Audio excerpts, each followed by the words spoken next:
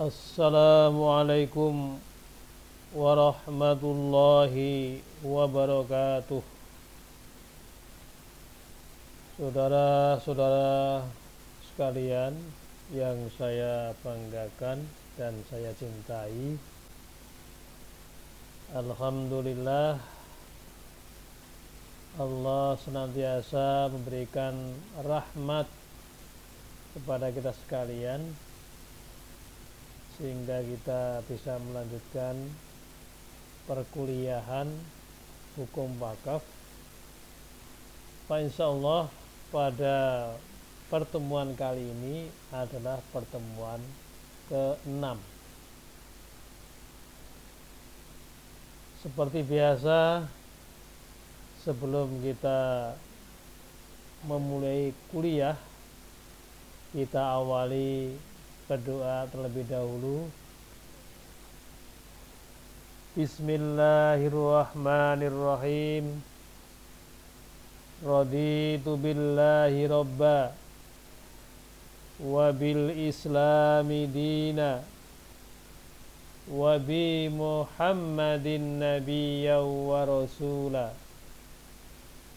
Rabbi israhli sadri wa yassirli amri wahlul uqdatam min lisani yafqahu qawli.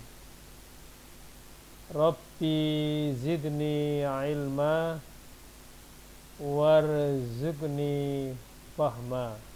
Amin. Saudara-saudara sekalian, pertemuan yang ke-6 ini kita akan memahami tentang tata cara wakaf tanah. Pada pertemuan kemarin kita sudah paham, sudah tahu objek wakaf menurut Undang-Undang nomor 41 tahun 2004 pasal 16, harta benda wakaf itu terdiri dari A. Benda tidak bergerak, kemudian dan B. Benda bergerak. Kemudian juga kalau kita lihat dalam peraturan pemerintah nomor 42 tahun 2006, di sana dijelaskan bahwa jenis harta benda wakaf meliputi: pertama adalah benda tidak bergerak, yang kedua adalah benda bergerak selain uang, dan yang ketiga benda bergerak berupa uang. Itu pasal 15 PP nomor 42 tahun 2006. Kemudian yang dinamakan benda wakaf yang tidak bergerak, kalau menurut fikih atau hukum Islam, kalau benda tidak bergerak itu namanya al-uqor, atau dengan istilah lain adalah ghairul mangkulat, artinya tidak bisa dipindahkan. Dan benda bergerak ini, benda tidak bergerak ini adalah berupa hak atas tanah, kemudian berupa bangunan atau bagian bangunan, kemudian tanaman dan benda lain yang berkaitan dengan tanah, hak milik atas satuan rumah susun, kemudian benda tidak bergerak lain sesuai dengan ketentuan syariah dan peraturan perundang-undangan yang berlaku. Nah, kemudian pada kesempatan ini kita akan memahami tentang tata cara wakaf tanah. Wakaf tanah, karena tanah masuk dalam kategori benda yang tidak bergerak atau al-ukor atau lagi ghairul mangkulat.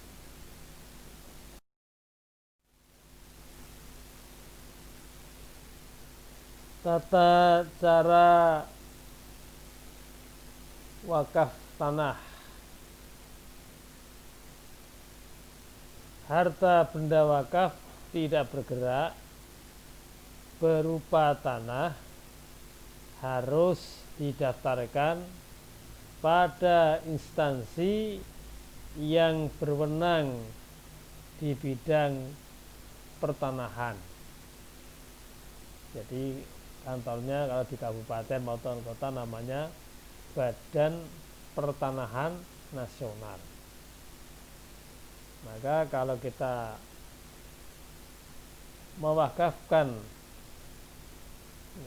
benda tidak bergerak berupa tanah harus didaftarkan pada instansi yang berwenang di bidang pertanahan dengan ketentuan: satu, pendaftaran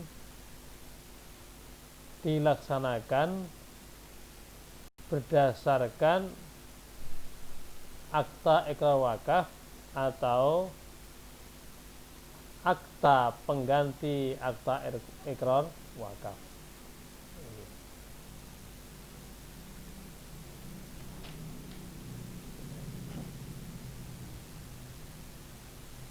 Dengan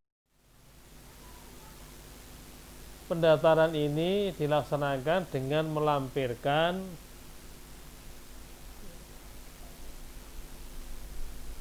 satu, sertifikat hak atas tanah atau sertifikat hak milik atas satuan rumah susun yang bersangkutan atau tanda bukti pemilikan tanah lainnya. Kemudian yang kedua, surat pernyataan dari yang bersangkutan bahwa tanahnya tidak dalam sengketa, tanahnya tidak menjadi perkara, tanahnya tidak menjadi sitaan dan tidak dijaminkan, yang diketahui oleh kepala desa atau lurah, kepala desa atau lurah atau sebutan lain yang setingkat yang diperkuat oleh camat setempat.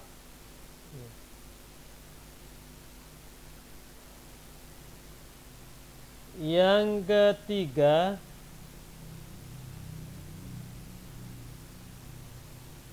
surat persetujuan dari suami atau istri apabila benda wakaf merupakan harta bersama. Ya, mohon maaf itu kurang A. Ya. Jadi surat persetujuan dari suami istri apabila wakaf merupakan harta bersama. Jadi itu ada harta suami, ada harta istri, dan ada harta gono gini. Nah, harta gono gini itu menurut hukum adat namanya harta bersama. Harta yang diperoleh dari suami dan istri. Jadi suami kadang-kadang dalam rumah tangga itu suami punya harta sendiri, istri punya harta sendiri. Nah kalau harta sendiri, harta suami sendiri tidak usah ada surat persetujuan, atau harta istri sendiri tidak usah ada persetujuan. Tapi kalau itu harta bersama, harta gonogini, itu harus ada persetujuan dari suami atau istri. Ini kita pahami juga dalam hukum waris ada yang namanya istilah harta bersama. Jadi kalau salah satu meninggal, maka yang dibagi pertama itu adalah harta bersama. Jadi kalau 100 miliar, salah satu meninggal, ya suami 50 miliar, istri 50 miliar.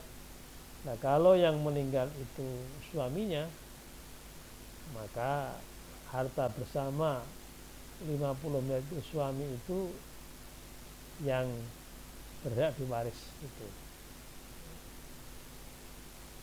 Kemudian yang keempat, surat persetujuan dari ahli waris apabila benda wakaf merupakan harta warisan atau harta waris. Ini harus jelas ini. Kalau itu harta warisan diwakafkan, kemudian salah satu ahli waris tidak diminta persetujuan, nanti dikelak kemudian yang tidak dimintai persetujuan itu akan menggugat di pengadilan agama. Ya, jadi perkara bisa dimenangkan oleh pengadilan untuk menggugat tadi, karena harta wakaf itu belum mendapatkan persetujuan dari ahli waris. Kemudian yang kelima, izin dari pejabat yang berwenang sesuai ketentuan peraturan perundang-undangan dalam hal tanah diperoleh dari instansi pemerintah. Jadi tanahnya tanah pemerintah. Pemerintah daerah,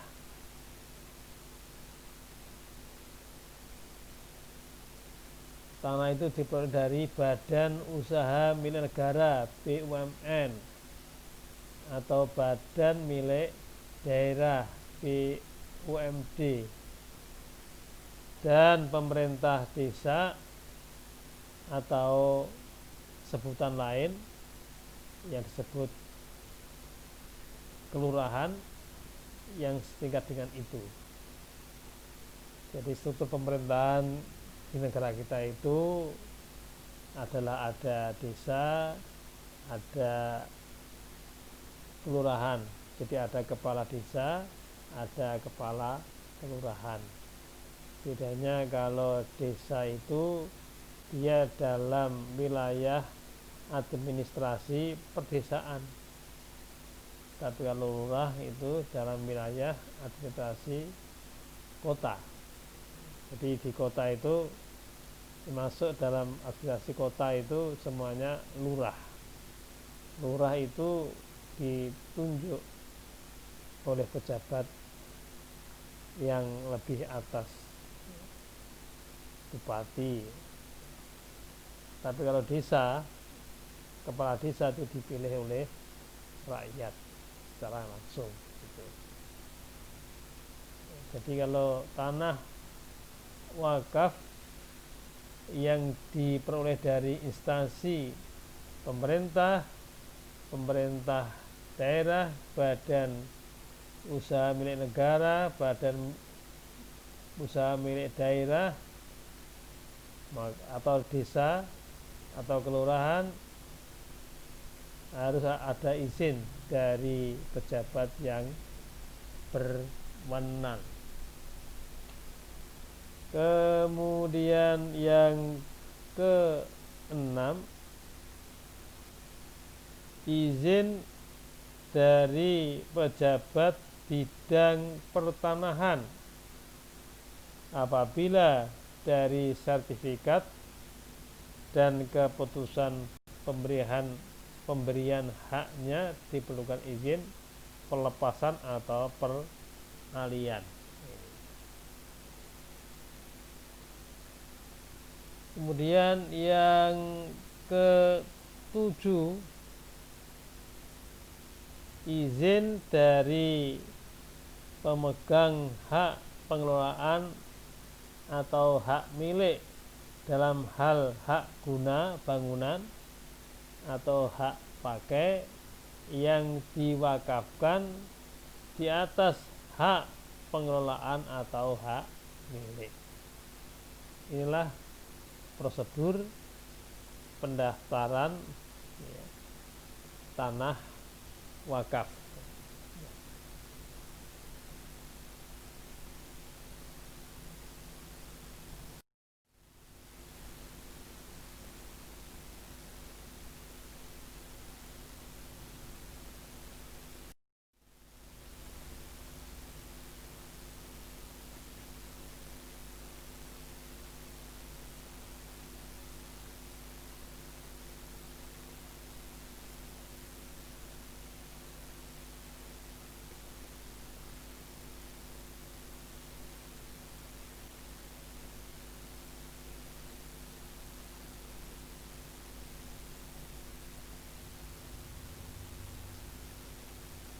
Sekarang pensertifikatan tanah wakaf.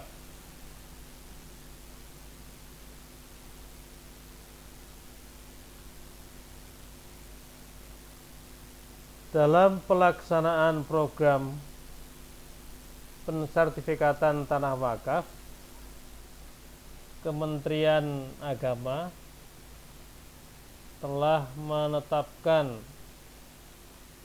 Kantor Urusan Agama atau KUA sebagai satuan organisasi Kementerian Agama di tingkat kecamatan yang mempunyai peran strategis dalam pencapaian keberhasilan program pensertifikatan tanah.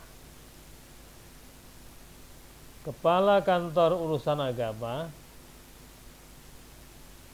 Kepala Kantor Urusan Agama Kecamatan, ex officio sebagai pejabat pembuat akta ikrar wakaf yang disingkat menjadi PPAIW. Jadi PPAIW itu adalah pejabat pembuat akta ikrar wakaf. Itu adalah Kepala Kantor Urusan Agama atau Kepala KUA. Kepala KUA ini harus cermat, tertib, dan memenuhi kaedah validasi dalam melayani proses perwakafan dan penerbitan dokumen terkait dengan proses pensertifikatan tanah wakaf. Maka Kementerian Agama, Direktur Jenderal Bimbingan Masyarakat Islam mengeluarkan pedoman teknis tata cara permohonan pensertifikatan tanah wakaf.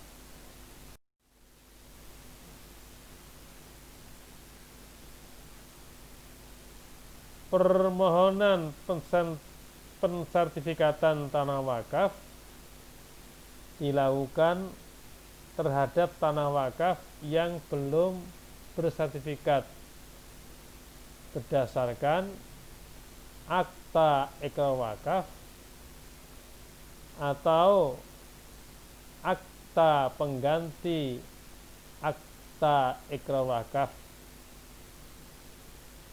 dan terhadap tanah wakaf yang telah bersertifikat untuk diterbitkan sertifikat atas nama nadhir. Jadi permohonan sertifikat terhadap tanah yang belum bersertifikat itu berdasarkan pada AIW atau APAIW. Sedangkan tanah wakaf yang telah bersertifikat untuk diterbitkan sertifikat atas nama nadhir. Kemudian persyaratan untuk tanah yang belum bersertifikat. 1. Surat permohonan dari nadhir atau kuasanya. Yang kedua, identitas wakif. Yang ketiga, identitas nadhir. Ya, identitas wakif dan identitas nadhir itu dalam bentuk kartu tanda penduduk atau bukti lain yang sah.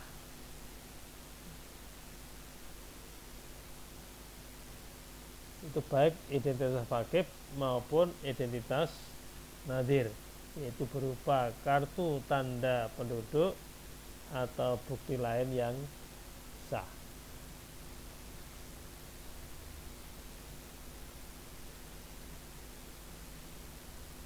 Baik itu nadhir perseorangan maupun nadhir organisasi dan nadhir badan hukum.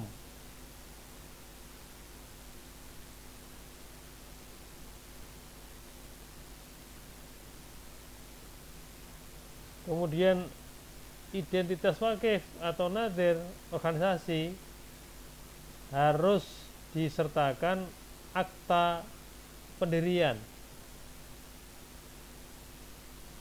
Begitu pula identitas wakif atau nadhir badan hukum harus disertakan akta pendirian dan pengesahan badan hukum dari Kementerian Hukum dan HAM.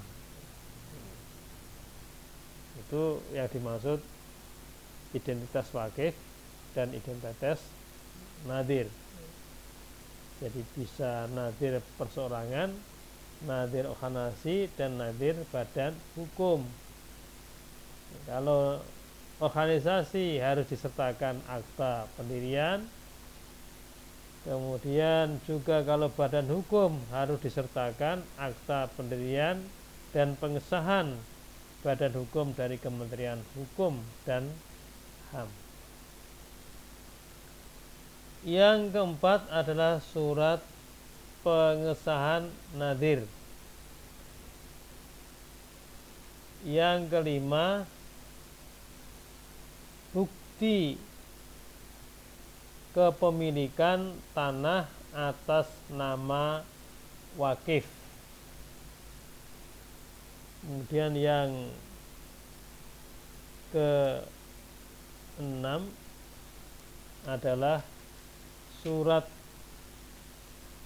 keterangan tanah tidak dalam sengketa dari lurah atau kepala desa dibuat dalam tahun berjalan pada saat pensertifikatan tanah wakaf diajukan ke kantor pertanahan.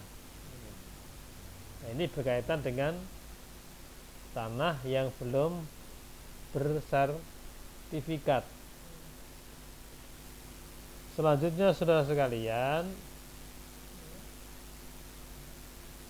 ini persyaratan permohonan bersertifikat ya. Pertama adalah persyaratan untuk tanah yang belum bersertifikat.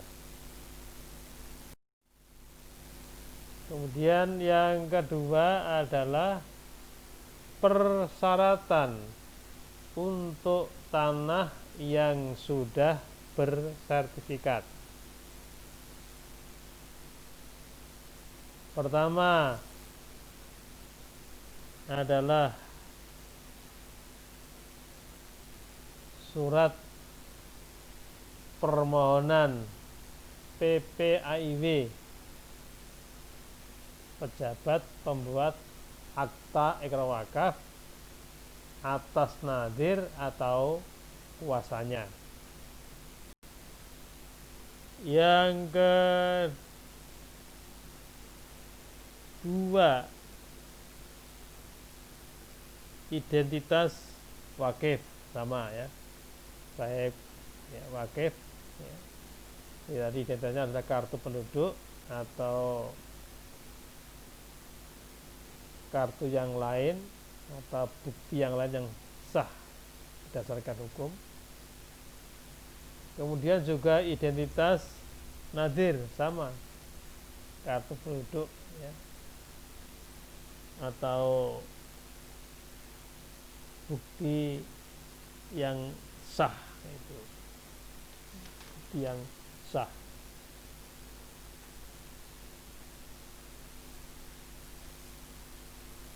Kemudian yang keempat, surat pengesahan nadhir yang diterbitkan oleh PPAIW. Surat pengesahan nadhir yang diterbitkan oleh PPAIW, pejabat pembuat akta ikrar wakaf, dalam hal telah terjadi pergantian nadhir digunakan surat pengesahan nadhir terbaru yang telah disahkan oleh BWI. BWI itu adalah Badan Wakaf Indonesia.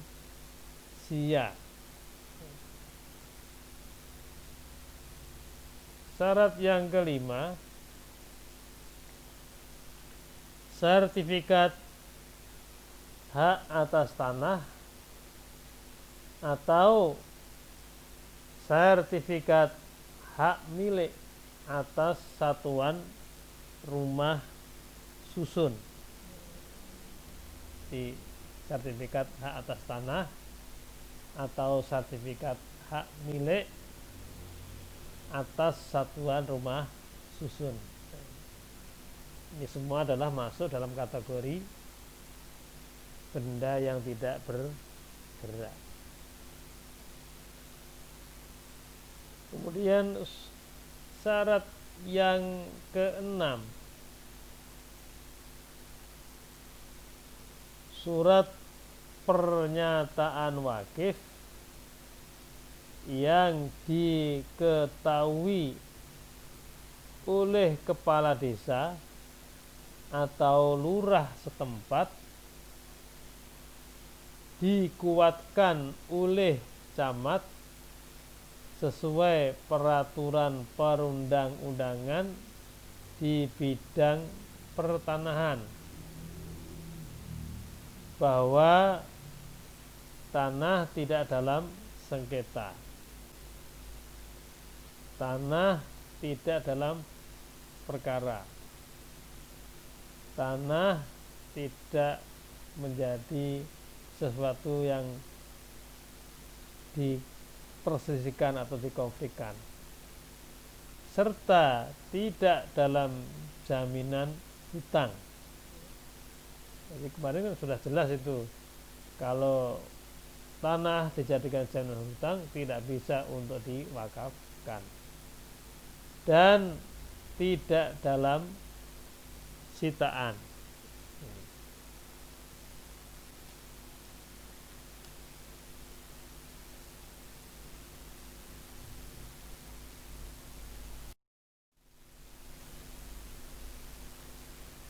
Kemudian syarat yang ketujuh,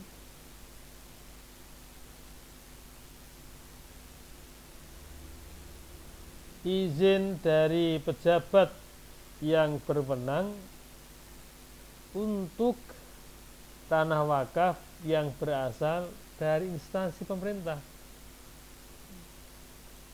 Jadi kalau itu punya pemerintah pusat, ya harus dapat dapat izin dari pemerintah pusat. Pemerintah provinsi juga begitu. Pemerintah daerah, baik berupa BUMN atau BUMD, dan pemerintah desa atau sebutan lain yang setingkat dengan itu, yaitu lurah itu. Jadi banyak kita temui saudara sekalian, kalau kita di desa itu ada masjid itu dibangun ya, atas tanah desa atau atas tanah kelurahan. Maka kalau itu untuk diwakafkan, maka harus mendapat izin dari pejabat. Kalau tanahnya pemerintah pusat, ya harus izin dari pemerintah pusat. Kalau itu punya desa, ya harus dapat izin pemerintah desa. Seperti kuburan, itu tanah wakaf pemerintah desa.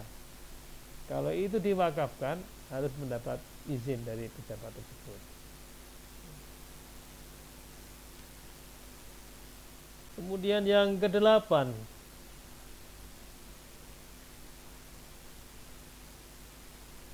dari pejabat bidang pertanahan dalam hal keputusan pemberian haknya atau di dalam sertifikatnya terdapat catatan diperlukan izin pelepasan atau peralihan hak, dan atau yang ke-9 dan atau izin dari pemegang hak pengelolaan atau hak milik bila hak guna bangunan atau hak pakai yang diwakafkan di atas hak pengelolaan atau hak milik atas tanah orang lain. Itu ya, harus mendapatkan izin dari pemegang hak pengelolaan atau hak milik.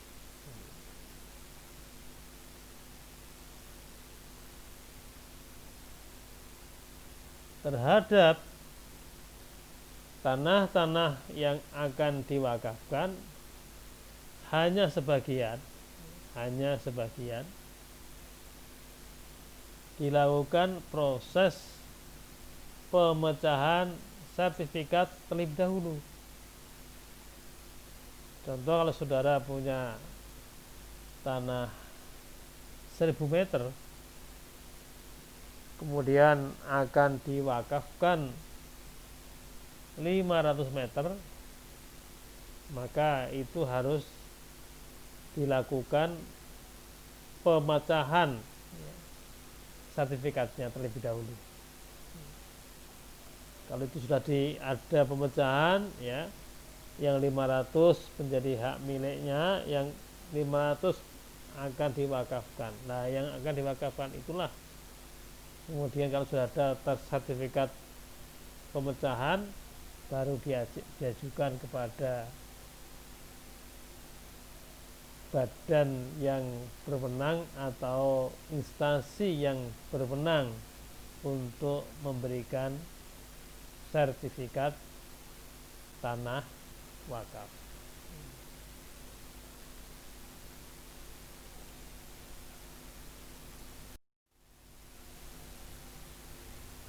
Saudara sekalian, sekarang adalah persyaratan pendaftaran tanah wakaf.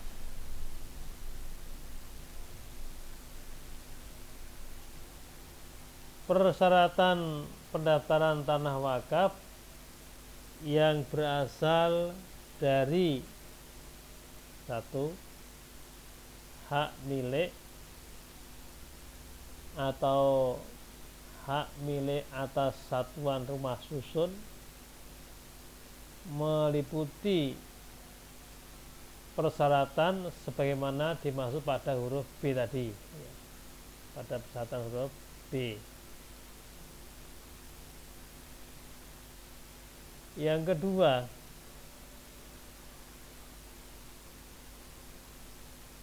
hak guna usaha, hak guna bangunan,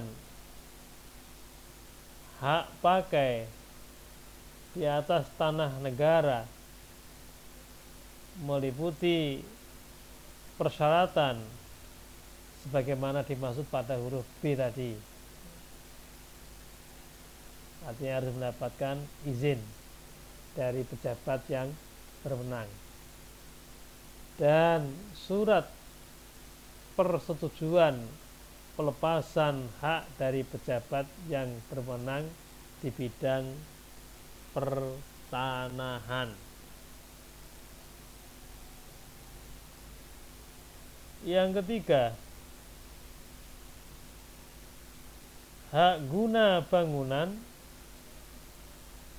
hak pakai di atas tanah hak pengelolaan atau hak milik meliputi persyaratan sebagaimana dimaksud pada huruf B, dan izin dari pemegang hak pengelolaan atau hak milik.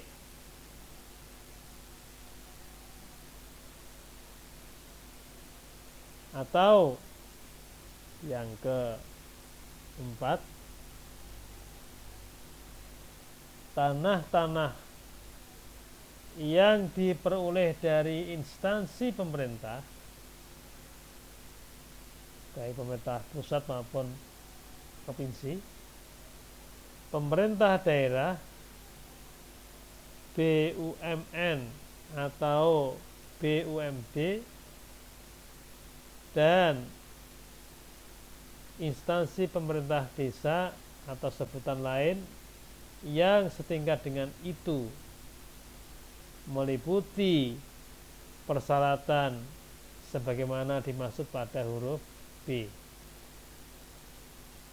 dan surat izin dari pejabat yang berwenang sesuai ketentuan peraturan perundang-undangan.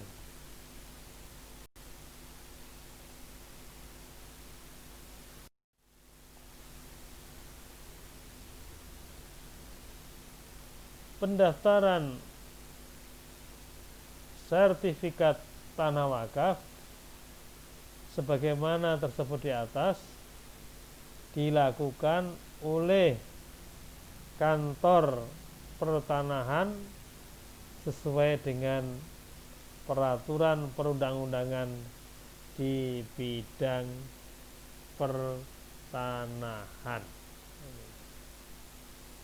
di BPN.